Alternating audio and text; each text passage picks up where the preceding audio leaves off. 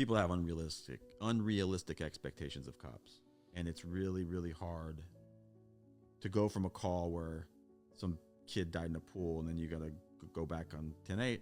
Let me ask you. Pull somebody over, and then they're like, "Well, he was rude to me." Like, you know what? Maybe I hadn't fully decompressed from the last call, or the call last week, or the call last month that really shook me. That I'm drinking a lot to not think about, and that's kind of why I drank a lot. So you personally can't recall a moment where it's like, yeesh, that was close. No, I mean, I remember times where, like, one time I got this drunk guy in custody that was drunk, and he was kicking a door into a liquor store. Just boom and boom, mule kicking it, destroyed the door. So we show up, and it's no big deal. I get him in handcuffs. And I've won. I got to write some paper, and got this guy, the store owner's going to hopefully get reimbursed by his insurance. But I've won. He's in handcuffs. And I said something to the guy, and it instigated him. And it was not necessary for me to say that. It was something like, there we go. Like, that's what I'm talking about. I hope it was worth it. Yeah.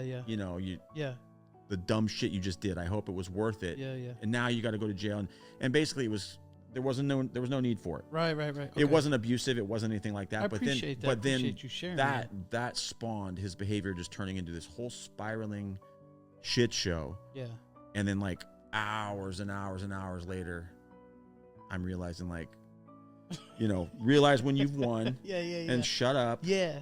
And that's good. There wasn't no need to be like, the final thought for this show is, that was stupid what you did. It was like, he already knows. He's in handcuffs. And the thing was, he was drunk. Yeah. And then I started to realize, when you're dealing with someone that's really high or really drunk, you're not dealing with that person. You're dealing with that substance. Yes. And you can't reason with it. You can't use logic. Yep. And if they decide they want to act some kind of way, however they want to act, well, guess what? Now you're responsible for them until they go to whatever facility you take them. And then it was just miserable. Restrained. And I learned a lot.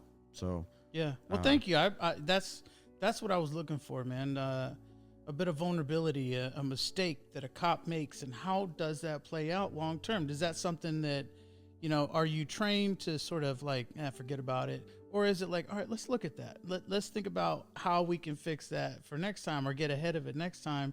And I'm curious, like, are there measures that should be put in place for cops simply for those little moments, so that like, you nip it in the bud? It's not something that's like, okay, well, that happened, and then that happened, and then that happened, and then boom,